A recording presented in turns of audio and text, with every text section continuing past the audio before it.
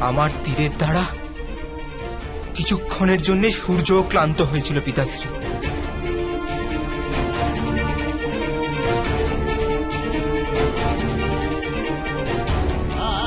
ততশ্রী দুর্যোধনের চোখেতে মৃত্যুর ভয় ছিল পিতাশ্রী।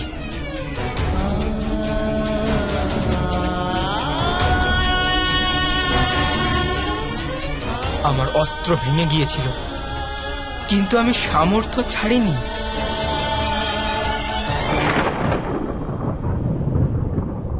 শস্ত্র ধনুক পতিত হওয়ার পূর্বে যে তীর আমি নিক্ষেপ করেছিলাম তার দ্বারা সমস্ত মহারথী আঘাতপ্রাপ্ত হয়েছেন। দেহ থেকে রক্তপাত কি রূপে হচ্ছে? শিবিরে চলো পুত্র। নকুল সহদেবের ঔষধি দ্বারা তুমি সুস্থ হয়ে যাবে। চলো চলো পুত্র।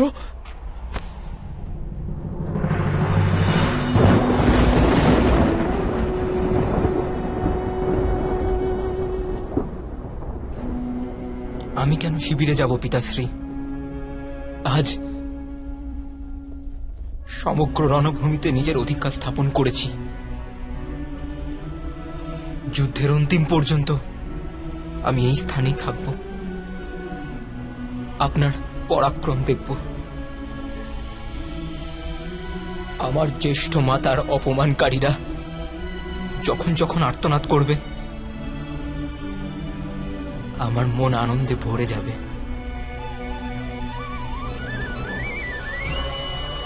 আমার সৌভাগ্য দেখুন পিতাশ্রী, যখন 50 জন অপরাধীর দণ্ড পেয়েছিল তখন আমি উপস্থিত ছিলাম,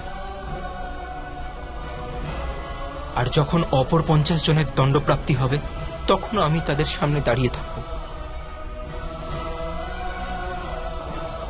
আমি শিবিরে যেতে পারবো না পিতাশ্রী।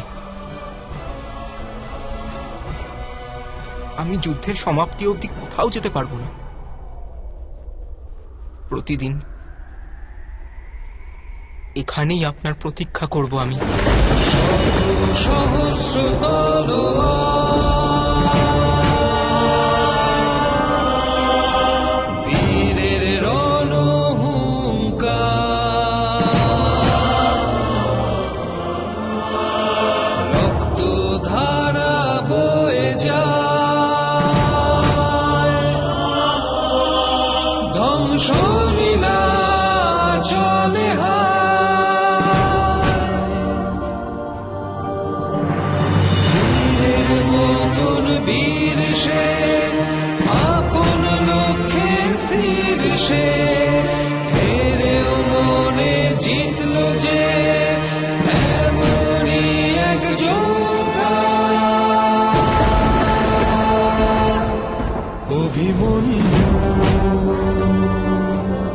অভিমন্যু